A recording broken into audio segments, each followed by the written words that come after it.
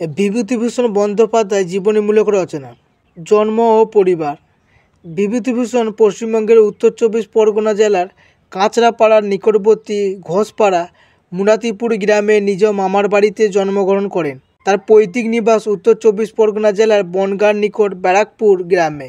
তবে তাদের আদিবাস ছিল উত্তর ২৪ পরগনা জেলার বসিরহাট মহকুমার অন্তর্গত পানিতর গ্রাম।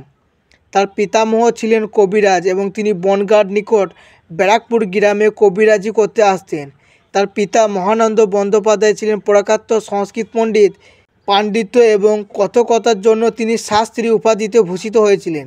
মাতা মৃণালিনী দেবী পিতামাতার ৫ সন্তানের মধ্যে বিভূতিভূষণ জ্যেষ্ঠ ছিলেন। শিক্ষা জীবন। পিতার কাছে বিভূতিভূষণের পড়ালেখার পাঠ শুরু হয়। এরপর নিজ গ্রাম ও অন্য গ্রামের কয়েকটি পাঠশালায় পড়াশোনার পর বনগ্রাম উচ্চ ইংরেজি বিদ্যালয়ে ভর্তি হন। সেখানে তিনি অবৈতনিক শিক্ষার্থী হিসাবে পড়ালেখার সুযোগ পেয়েছিলেন। ছোটবেলা থেকেই তিনি মেধাবী ছিলেন। অষ্টম শ্রেণীতে পড়ার সময় পিতা মারা যান। ১৯১৪ সালে প্রথম বিভাগে এন্ট্রান্স এবং ১৯১৬ সালে কলকাতার রিপন কলেজ, বর্তমানে সুরেন্দ্রনাথ কলেজ থেকে প্রথম বিভাগে আইএ পরীক্ষায় উত্তীর্ণ হন। ১৯১৮ সালে একই কলেজ থেকে বিএ পরীক্ষায়ও ডিস্টিংশন সহ পাস করেন। এরপর তিনি এমএ ও আইন বিষয়ে ভর্তি হয়েছিলেন, কিন্তু পড়াশোনা ছেড়ে দেন ১৯১৯ খ্রিস্টাব্দে। বিবাহ। ১৯১৯ সালে হুগলি জেলার জাঙ্গিপাড়ায় দ্বারকানাথ হাই স্কুলে ৩য় শ্রেণীতে পড়ানোর সময় বসিরহাটের মোক্তার কালীভূষণ মুখোপাধ্যায়ের কন্যা গৌরী দেবীর সাথে বিয়ে হয়, কিন্তু বিয়ের ১ বছর পরই গৌরী দেবী মারা যান। স্ত্রীর শোকে তিনি কিছুদিন প্রায় সন্ন্যাসীর মতন জীবনযাপন করেন। পরে ১৩৪৭ সালের ১৭ই অঘ্রাণ, ইংরেজি ১৩ই ডিসেম্বর ১৯৪০ তারিখে ফরিদপুর জেলার ছয়গাঁও নিবাসী ষোড়শীকান্ত চট্টোপাধ্যায়ের মেয়ে রমা দেবীকে বিয়ে করেন। বিয়ের ৭ বছর পর একমাত্র সন্তান তারাদাস বন্দ্যোপাধ্যায়, ডাকনাম বাবলু, জন্মগ্রহণ করেন। কর্মজীবন। শিক্ষকতার মাধ্যমে পেশাগত জীবনে প্রবেশ করেন। এ সময় কিছুদিন গড়খিন্নি সভার প্রচারক হিসেবে বাংলা, ত্রিপুরা ও আরাকানের বিভিন্ন অঞ্চলে ভ্রমণ করেন।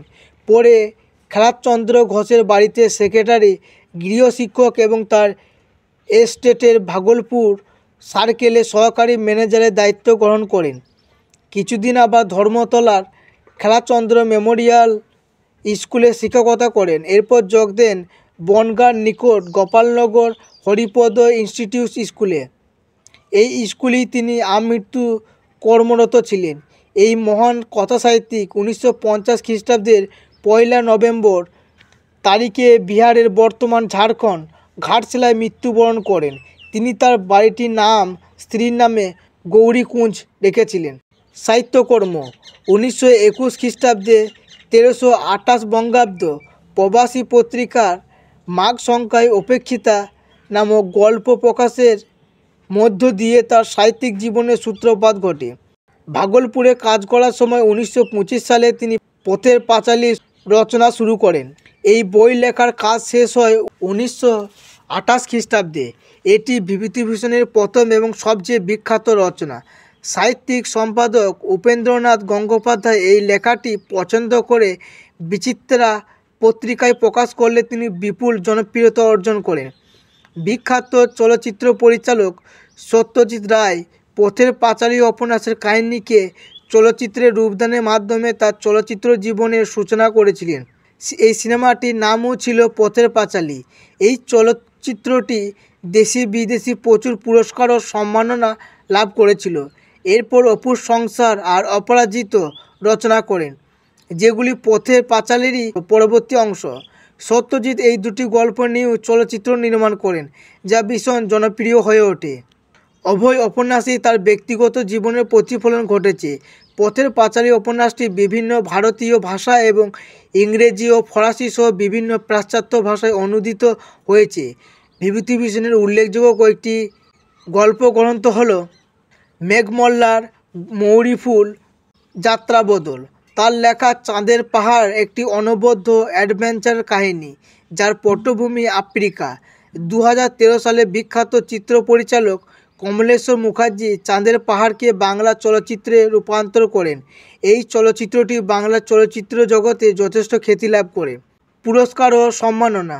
উপন্যাসের জন্য পশ্চিমবঙ্গের উত্তর 24 পরগনা জেলার বনগাঁ মহকুমার লেখকের জন্মস্থান পারমাদান বন্যপ্রাণী অভয়ারণ্যের নাম লেখকের সম্মানার্থে রাখা হয়েছে বিভূতিভূষণ বন্যপ্রাণী অভয়ারণ্য।